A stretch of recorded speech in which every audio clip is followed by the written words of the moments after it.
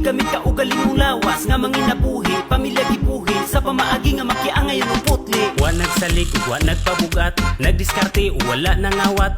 Nani kamot aron nga mo angat, naglikay dautan maayo gibuhat.